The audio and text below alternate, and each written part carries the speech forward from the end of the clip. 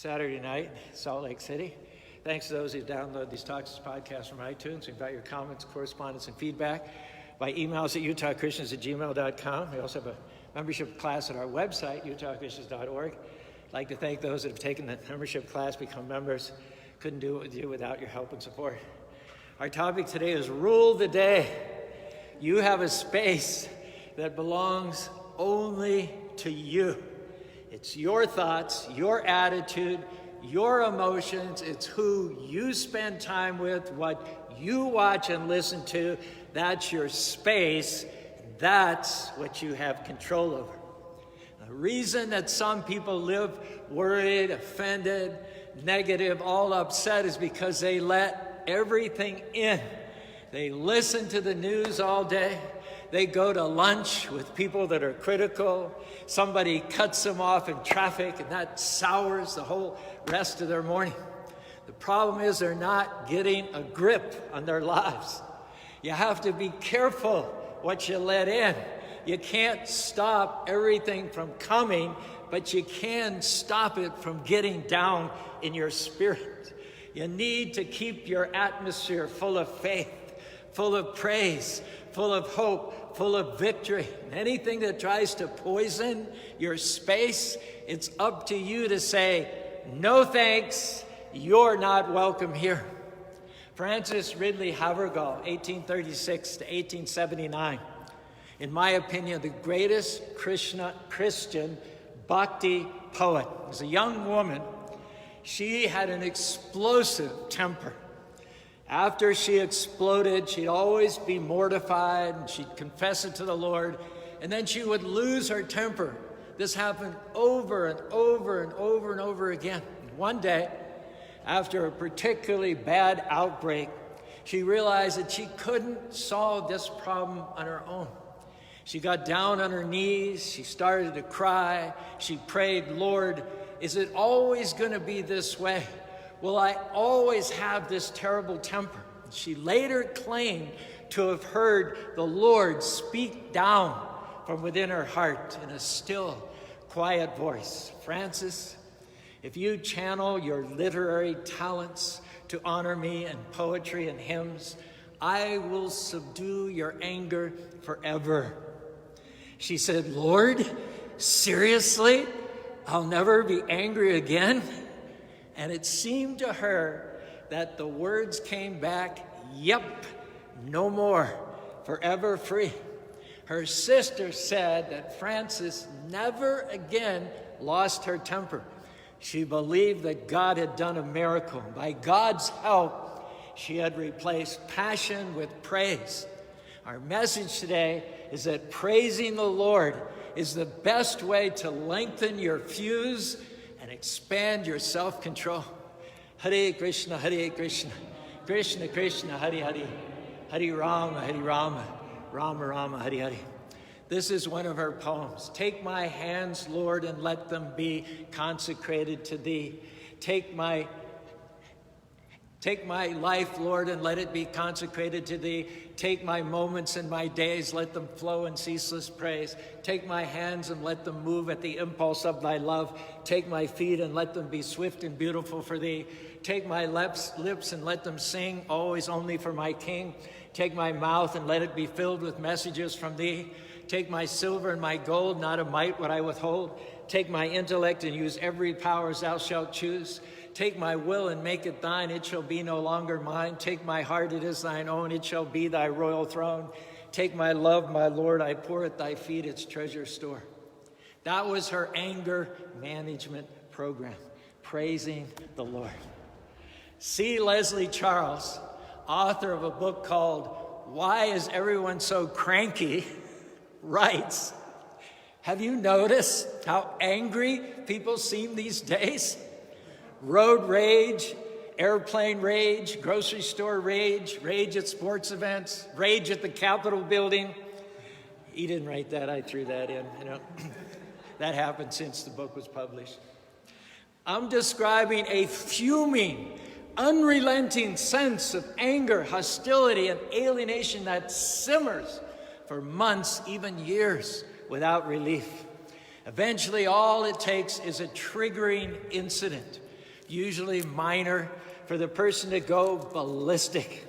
Cell phones, pagers, and high-tech devices allow us to be interrupted anywhere at any time. This constant accessibility and compulsive technology fragments what little time we do have, adding to our sense of urgency, emergency, and overload.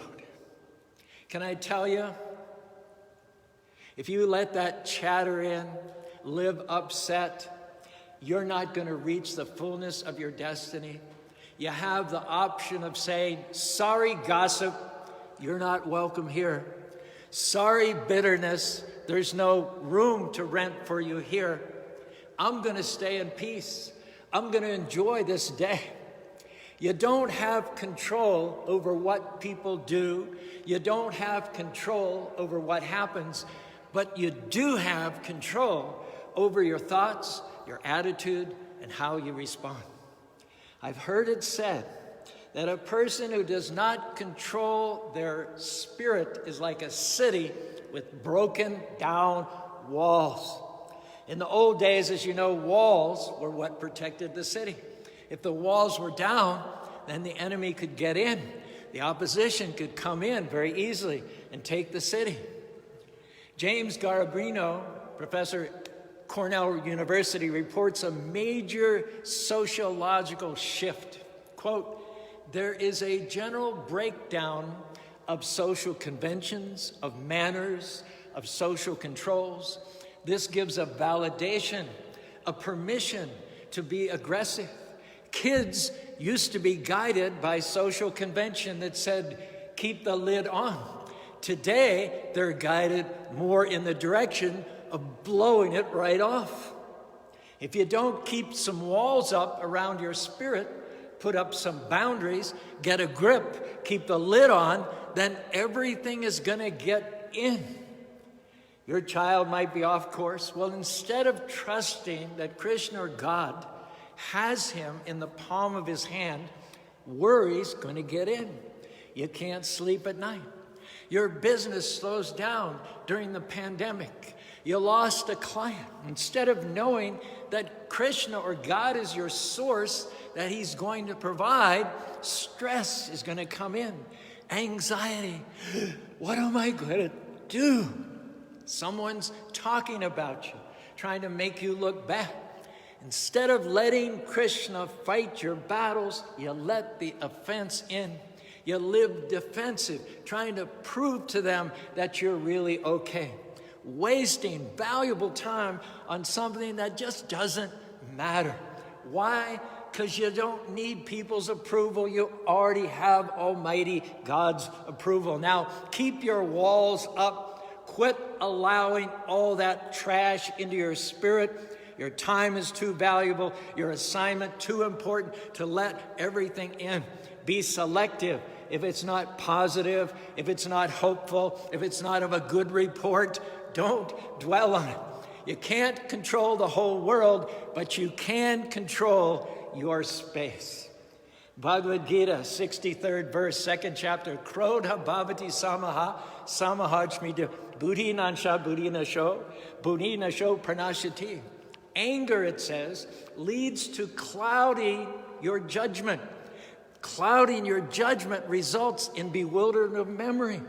When memory is bewildered, the intellect gets destroyed. When the intellect is destroyed, one's whole life is ruined. All from letting the little things in. It snowballs. Negative things are going to come, but our message today is you need to remember that you are the ruler of your space. You have the authority to decide on what it is that you're going to let in. We turn on the news these days, and there's so much that's negative. We hear about how bad the pandemic is, the divisiveness in politics, the unrest in our society. If you let all that division in you, the disrespect, the anger, it's going to pollute your thoughts, steal your joy, make you sour. You have to be proactive. What are you watching? What are you listening to? Is it building you up? Is it making you more positive? Is it making you more hopeful? Or Is it just tearing you down, stressing you out, getting you angry, upset? You don't need that in your space. Life is hard enough without adding all these negative things in to make it more difficult. A man in Utah County told me how he drove to work every day listening to talk radio. It's about news and politics. People would get on and argue and debate. He would get so riled up, so upset, that by the time he got to work, he was already angry, on edge. He said to me, I didn't like who I'd become. Nobody wanted to be around me. I was so hard to get along with. One day, he accidentally came across 1480 KHQN Krishna radio station. He started listening to our music and our messages. Instead of putting all that negative that was contaminating him, he started putting in things that were uplifting, words of faith, hope, and victory. He said, I'm a different person now, positive, grateful. I look forward to work. I enjoy the people. His coworkers even asked him, what happened to you? Why are you so much happier and so much more friendly? The answer is that he got rid of the poison in his atmosphere. Now, we all like to watch the news. It's good to stay informed, but you can't listen to the news for hours a day and stay in faith. You can't take that into the spirit and still have the energy, the focus, and the creativity to be your best. Well, true. I wish Krishna would just help to make me a better person. Hey, Krishna's already done his part. He made you a king. He's given you authority. You have the power to rule over your space. It's true, you can't control all that's around you, but you can control what gets in. Are your walls up? Are you ruling your space? It's important who you're spending time with. Evaluate your friendships, the people you hang around with. Are they making you better, inspiring you, challenging you to go further, or are they just pulling you down, causing you to compromise, bringing the worst out in you? That's contaminating your space. Life is short. You don't have time to waste with people who are not adding value to your life. Yes, we need to help others come up higher, but can I tell you, you need a few friends also to help you come up higher. The only thing that's holding some people back is who they're spending time with. It's amazing the difference it'll make if you get good people around you who inspire you, people that challenge you to go further. Like iron sharpens iron, get around people that sharpen you, people that make you better. Here's the key. You can't soar with eagles if you're hanging around chickens. Chickens are people that have their head down, pecking at seeds on the ground, focused on all that they can't do, moaning about how the problem's too big. You can't reach new levels hanging down on the ground with the chickens. People that compromise, take the easy way out, mediocre, they're the chickens. You won't see your greatness hanging around people that complain, that find fault, see the worst. You're an eagle. Krishna created you to soar. Now you need to associate with other eagles, people that inspire you to go higher, not who drag you down. Would you agree with me that some people, when you're around them, they drain all of your energy? Always having a problem, telling you what's wrong, how bad life is. They're energy suckers. When you leave, you feel like you just ran a marathon. You can't take that on a regular basis and still reach your potential. It's fine to help them, encourage them. But if you're doing all the giving and never receiving, you're going to be out of balance. You need someone who encourages you, someone who speaks life into you. Don't sit inactive around people who you know are limiting you, not bringing out the best in you. Well, true. If I don't hang around them, I won't have any friends. I'll be lonely. Yes, you may be lonely for a season, but someone else will come along. Krishna will bring you new friends, better friends, people that push you up, don't pull you down. You can't rule other people's lives. You can't make them do what's right, but you can rule your own life. I've heard it said, hold your peace, remain at rest, and Krishna or God will fight your battles. Right now, even you may be in a situation that's unfair.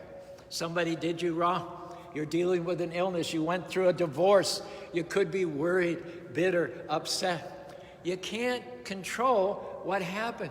You can't make that go away. This is the point in your life where you have to dig down deep and say, I'm keeping my walls up. I'm not letting that negative into my spirit. I'm going to keep singing praises, keep thanking Krishna, keep speaking victory into my life. When you remain at rest, at peace, Krishna is going to go ahead and fight your battles. Krishna is going to take care of your enemies. Krishna is going to pay you back for all the unfair things. He'll give you beauty, it is said, for those ashes. But you have to do your part and not be controlled by what you have no control over in the first place. You can't stop the critics, the unfair things from coming, but you can learn that they are sent just to test you, to see if your walls are strong in the Lord. Hare Krishna, Krishna Krishna, Hare Hare, Hare Rama, Rama Rama, Hare Hare. A lady told how one of her husband's relatives was very opinionated. He was constantly making these cutting, demeaning remarks towards her. This couple hadn't been married that long, and every time they were at a family get-together, this man would invariably say something that offended her. She would get upset, and it would end up ruining the whole trip, just like clockwork. Happened time and time again. She got to where she dreaded going to these family get-togethers. Finally, she told her husband, honey, you have to do something about that man. He's your relative. She expected him to say, you're right, dear. Nobody should talk to you like that. I'm going to go and set him straight. But the husband said, I love you, but I can't control him. He has every right to his opinion.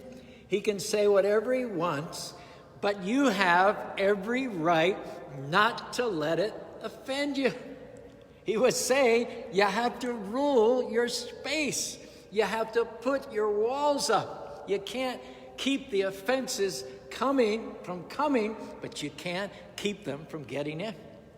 Do you know that day was a complete turning point for that lady? The man didn't change, but she changed. She quit letting it upset her. And when you allow other people to contaminate your space, you're giving away your power, letting them control you. Sometimes we're waiting for the circumstances to change. When this pandemic is over, then I'll quit being distressed. When my boss treats me better, then I'll quit dreading going to work. When I get through this illness, then I'll quit being so worried. No, rule your space now. You have the authority to allow in only what you want. You don't have to let the offense in, the worry, the self-pity. Just quit dwelling on it. When it comes up in your mind, turn it around. Krishna, thank you that you're fighting my battles. Thank you that your being for me is more than the whole world being against me. Once the demigods all gathered, they had become curious to know which of Brahma, the creator, Vishnu, the preserver, or Shiva, the destroyer, was the most self-controlled and unshakable. They deputed the sage Bhrigu Muni to find out. Bhrigu, first of all, went to his father's residence in Brahmaloka. When Bhrigu reached his father, Lord Brahma, he purposefully did not offer his obeisances, either by bowing down or saying prayers. It was the duty in this culture especially of a son to offer respects when he approaches his father. But Bhrigu Muni, trying to provoke his father, purposely failed to offer respects just to see his reaction to this negligence. And sure enough, Lord Brahma lost his cool. He was very angry at his son's impudence. He was even prepared to curse Bhrigu, but then he checked himself, remembering that Bhrigu was his son. He controlled his anger with his great intelligence. It means that as the creator, the quality of passion was very prominent in Lord Brahma. However, to his credit, he had the power to control it. His controlling his anger is likened to fire and water. Water is produced from fire in the beginning of creation, but paradoxically, then fire can be extinguished by water. Similarly, although Lord Brahma was very angry due to his quality of passion, he could still control his passion because Bhrigu Muni was his son. In the Bhagavad Gita, chapter 6, verse 27, Prashantam Manashahyam Yoginam Shuka Uttamam Upaiti Shanta Rajasam Brahma Bhuta Akalmasham. The yogi whose mind is fixed on me, Krishna says, attains the highest happiness. By virtue of his identity with the Supreme, he's liberated, his mind is peaceful, his passions are quieted, and he's free from sin. When trouble comes, the message is you don't have to get upset. When your plans don't work out, you don't have to fall apart. Someone is rude, you don't have to get offended. Why? Because you have the power to remain calm. It's because you're a king. Krishna has given you the authority to rule over your kingdom, your mind, your attitude, your response.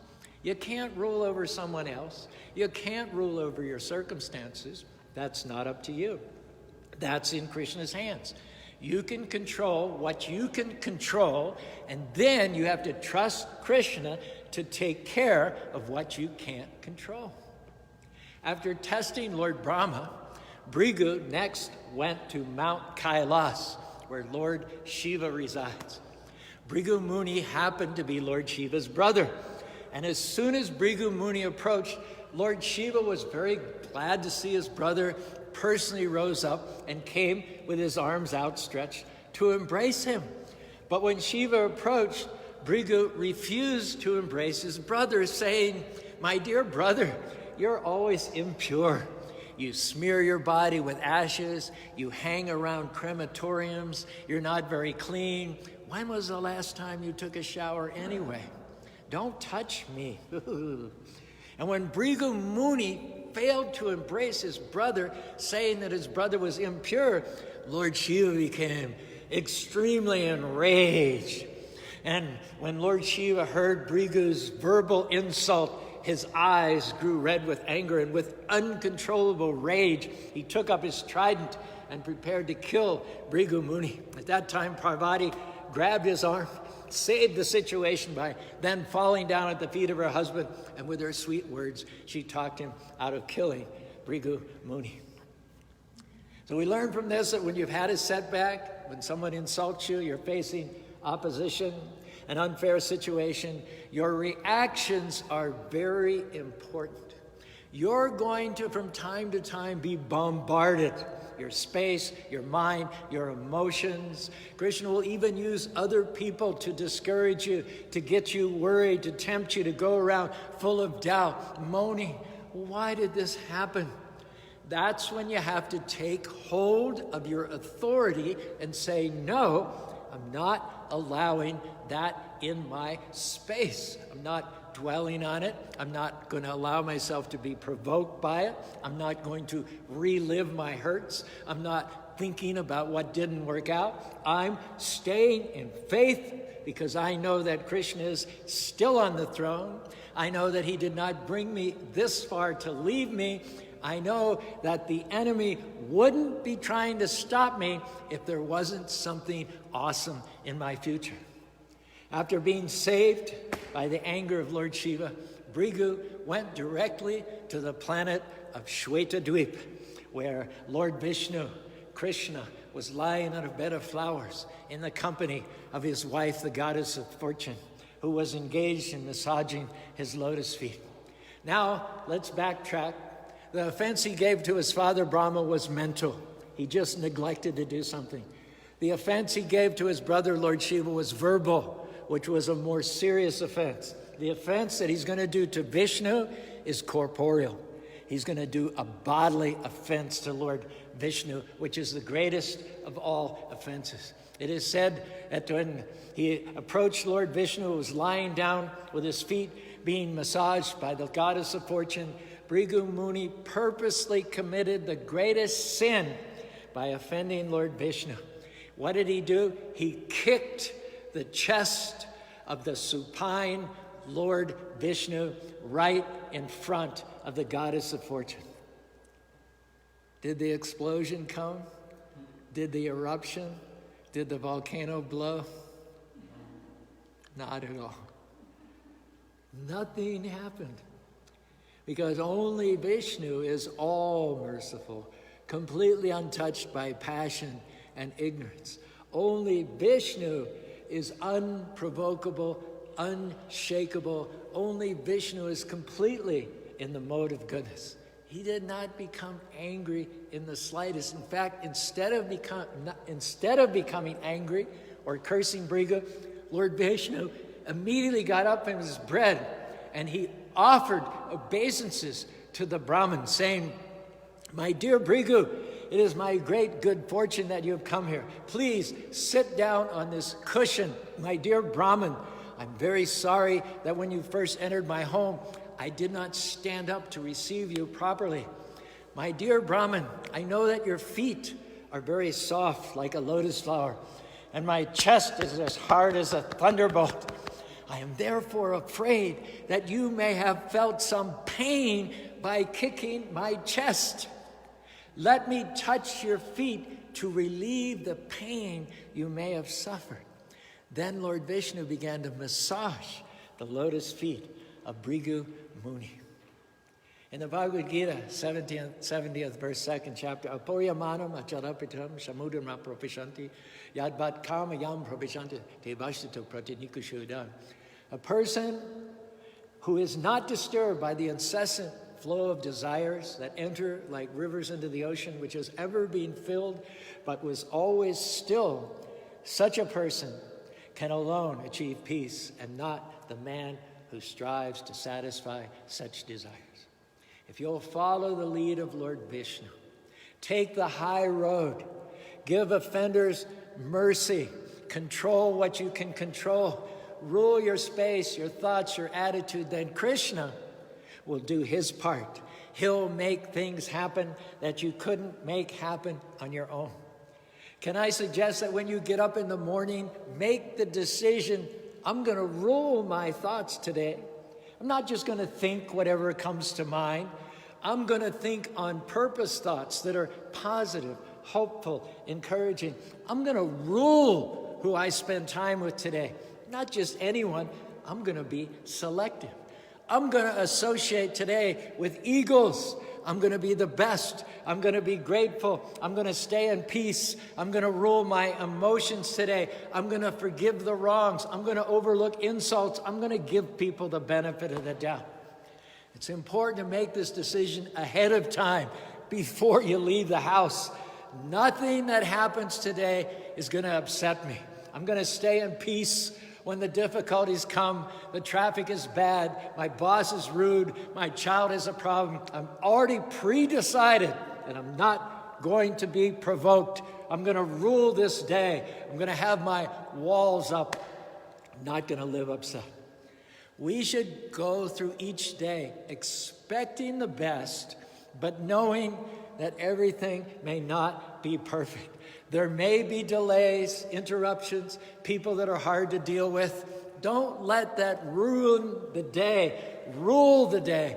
Keep the negative out of your space. Krishna, or God, is directing your steps. Whatever happens is not a surprise to him. He's given you the power to remain calm in times of adversity. It doesn't say power to avoid adversity.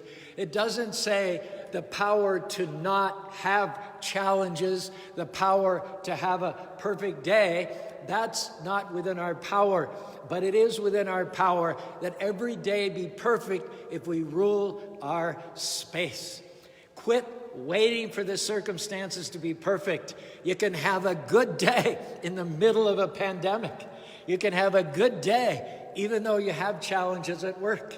You can have a good day even when you're dealing with an illness. You can have a good day even though some people don't like you.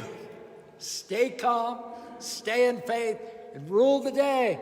Make the decision. This is a day the Lord has made. I'm going to live it in faith. I'm going to be happy. I'm going to be good to others. I'm going to make the most of this day. I'm going to honor the Lord by chanting rounds on my beads. Hare Krishna, Krishna Krishna, Hare Hare, Hare Rama, Rama Rama, Hare Hare. In this broken world, people are always trying to bring their atmosphere into your space. Those people are hurting. Those people have issues. Those people are dealing with things, and they're always trying to put their poison in you. Now, they're not bad people. They're just hurting people. Now, the mistake that we all too often make is taking the bait. We let the offense in. We get upset due to them, what they did to us.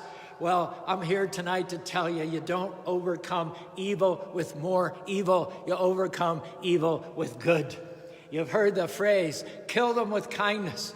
Your enemies cannot stand it when they try to push your buttons, and you just smile back at them and say, Hare Krishna, Krishna Krishna, Hare Hare, Hare Rama, Rama Rama, Hare Hare.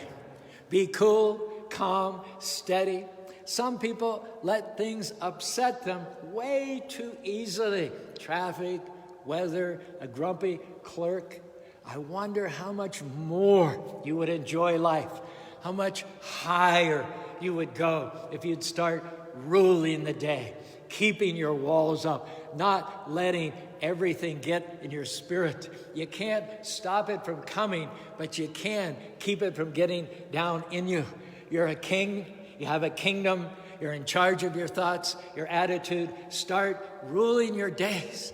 Make this decision that when you get up in the morning, that you're going to stay in peace. You're not going to let things upset you. You're going to be calm, cool, and steady. If you do this, I believe you're not only going to enjoy your life more, but you're going to see more of Krishna's favor, more of his blessings. He's going to fight your battles and take care of what's trying to stop you.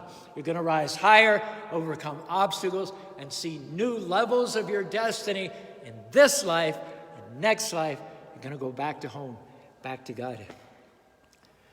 Hare Krishna, Krishna Krishna, Hare Hare, Hare Rama, Rama Rama, Hare Hare.